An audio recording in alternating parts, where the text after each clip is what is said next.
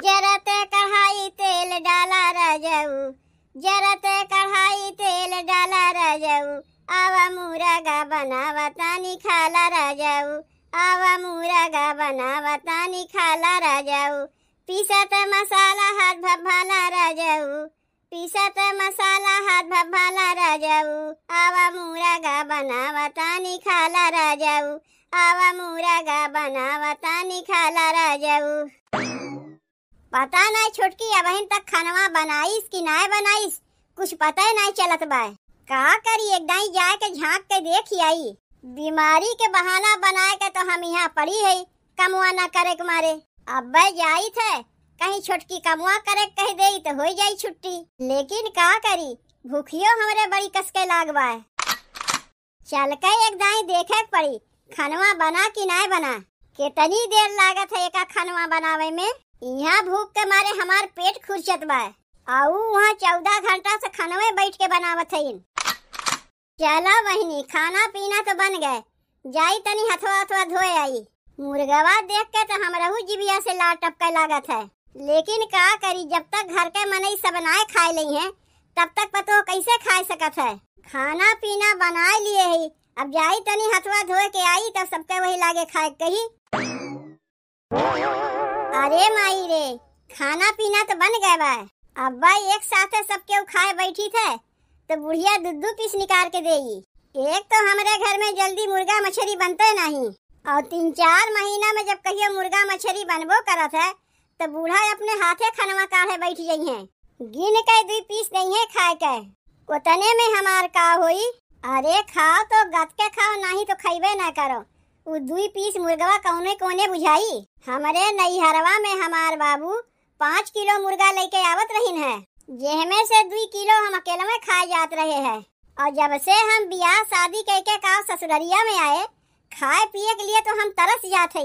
एक तो 2-3 महीना में कहियो मुर्गा मछली बनबो करत है, और ऊपरा से 2 पीस खाए के मिली। यही से तो दिनों दिन चुचुक के हम छोहारा हो ही जात है। एक काम हम करत है, निकाल के पहले हम भरपेट खाए लेते ही। केहू के बताई हम थोड़ो ना कि निकाल के पहले हम खाए लिए है। जब सब केहू खाए बैठी हैं तो दोबारा हमहू खाए बैठ जाइब। ई घर में जहिया मुर्गा मछली बनत है बहनी, तहिया तो दोबारा खाए के मिलबे नहीं करता है। ऐसे भले मनई बासी तवासी खाए ले, रतिया के बासी खानवा दिना में खात है, दिना खानवा रतिया में खात है। और जहिया मुर्गा मछली बनी तहिया खानवा बचबे नहीं करी। यही से आपन दिमकवा लगाए के पहले अपना भरपेट खानवा खाए ली, ओकरे बाद दोबारा फिर खाए बैठ जाइब। कैसे एक ठो कहावत है ना बहनी, तू चलबू डाली डाली हम चलब पाती पाती। का समझे है ने लोग हमें, का हम केहू से कम है? बताओ खाए पिए बिना तो मारे है ने लोग हमें दुबरावाए दिए हैं।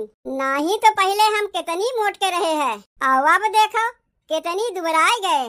खाइब नहीं तो मोटाइब कहाँ से? तनी एक दाई और देख ले मुर्गवा कम नहीं न हो जाई। काहे की बड़का बड़का लेग पिसिया तो हम अगवे निकाल के खाए लेते ही। जाए जो कम होई तो होई, दोबारा हम खइबे नहीं करी। यही लागे भरपेट खाए लेते ही। वैसहू सब केहू जानते हैं कि हमार पेट झरत बा, जब केहू पूछी तो कह दे हमार खाए पिए के मने नहीं कहत बा। जबकि बड़का बड़का लेग पिसिया तो हम अगवे चाप लेते ही, दोबारा नहीं मिले से चली। आय जीजी यहाँ काव करत है? कहो जीजी तू यहाँ काव करत है?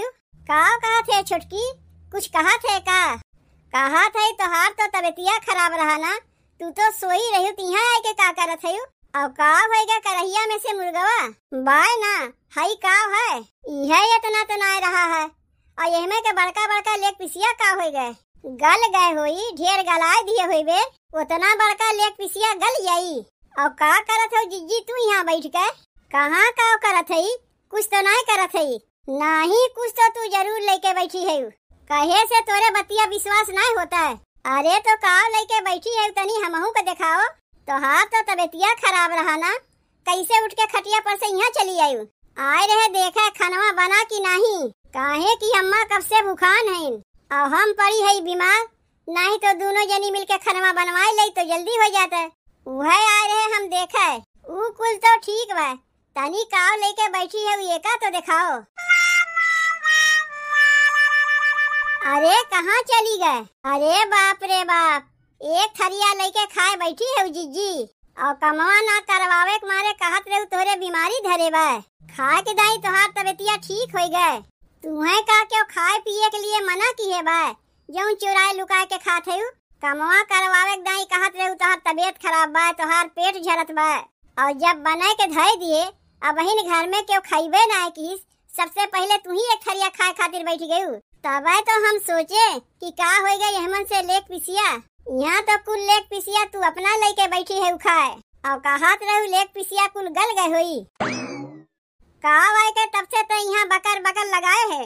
अरे खाए पिए के दायित्व मनई कुकरो बिलार के नहीं बोलता है, हम तो मनई है। कलिया से हगत हगत हमार जान जात बा, पेटवा हमार पूरा खाली हो गए तो का करीब खाइब नहीं। अरे तेरे माने सबका हिस्सा तू अकेले में खाई लेबू? कहाँ सबका हिस्सा हम खाए बैठी है, खाली बड़का बड़का लेक पिसिए न लिए है। कुल लेक पिसिया तू ही लेके बैठ गए तो बाकी के घरक मने मन के काव देव खाए का काहे बाय नयाउर पथरी बा, करेजी बा, नरेटी बा, रसा बा, वो का सब केहू खाए लई है का? जब टंगरिये खाए के मिली तबे सब केहू खाई है। जात है हम अम्मा से यही लागे कहे कि जीजी लेक पीस अगमे बिछ के खाए लीन। घर के मनई चाहे खाए पावे चाहे खाए ना पावे, बस अपन पेटवा भर जाए चाहिए। अच्छा ले ले ले एमन से एक लेक पिसिया तहू खाए ले। का करे के अम्मा के बतावे जाते, बताई तो हम जरूर है, नहीं तो ये होई कि हमार लड़कों निकाल के खाए लीन। तू बताए के करबू का? ऐसन 3 में 13 लगाईब ना कि बूढ़ा तोहरे बतिया विश्वास नहीं करी है। खाए पिए वाली चीजिया है तो मनई खाई पी नहीं। एक तो इतना दिन बाद मुर्गा बनत बा, ओहू पे 2 पीस खाए के मिली, उतना हमसे नहीं हुई। खाइब तो गत के खाइब और नहीं तो खाइबे नहीं करीब। भले खाए के 10 बार हगे काहे न जाए पड़े।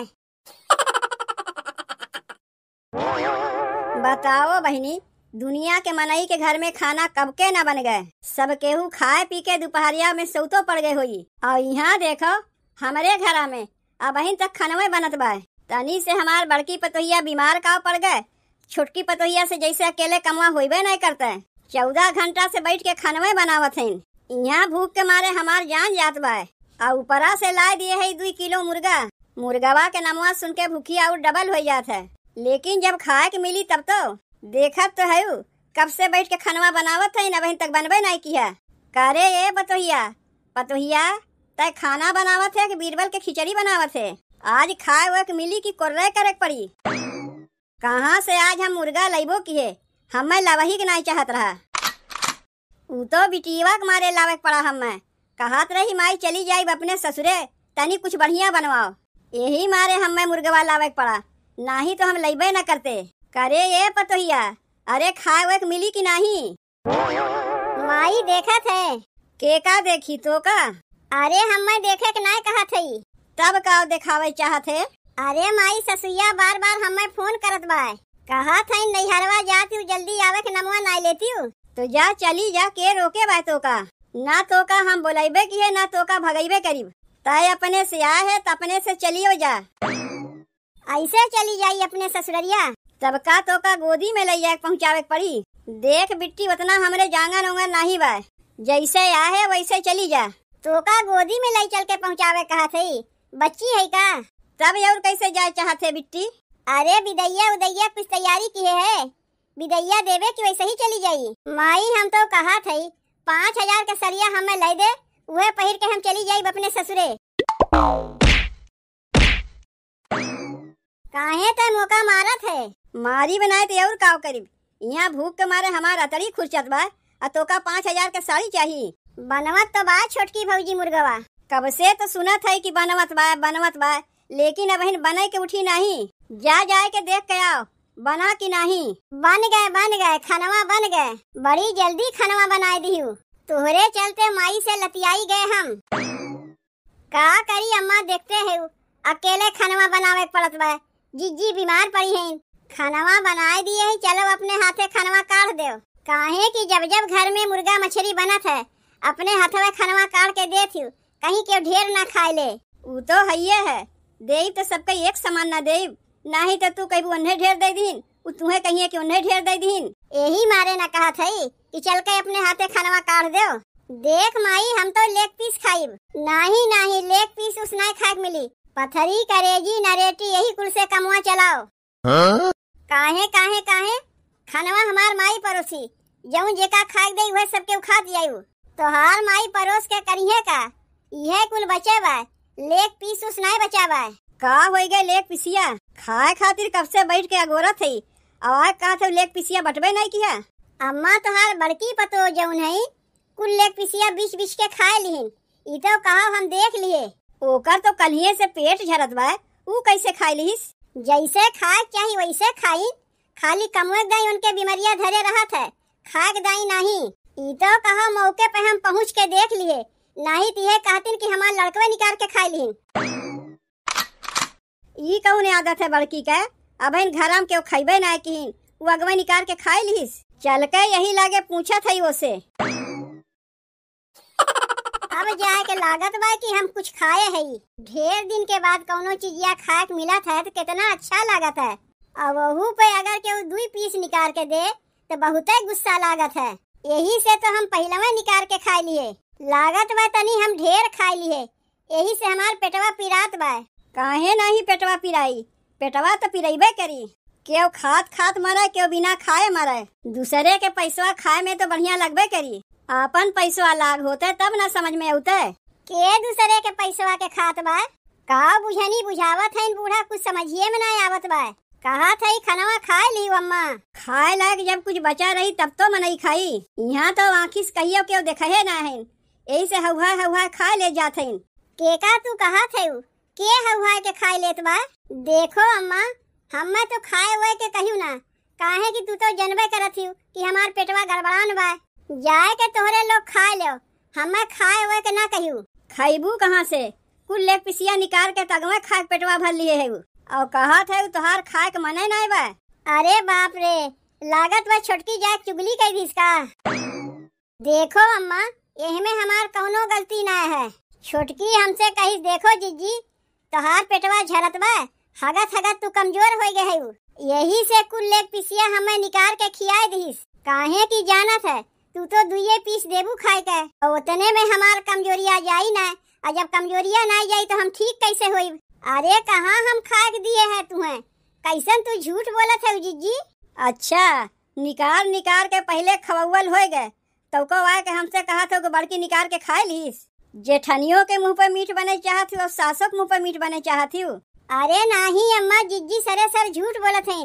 निकाल के लेग पिसिया अपना खाए ना नाव लगावत है हमार। अम्मा तू तो जानते है कि हम खटिया पर से उठ बैठ नहीं पावत है, तो कहाँ से निकाल के जाइब खाए। जीजी तोहरे पिछवा तेल चट्टा बा। कहाँ तेल चट्टा बा? कहाँ कहाँ कहाँ? यह देखो, खटिया पर से उठ बैठ नहीं पावत है, तेल चट्टा का नौवा सुनते कूदे लागिन। अब आज के बाद घर में कहियो हम मुर्गा मछली लइबे नहीं करबे। कहाँ तू जल्दी लेके अबे करत हिउ, कहियो 3-4 महीना में एक दिन लेके अबो करबू तो 2 पीस खा के देबू। अब से वो लेके ना आइब हम।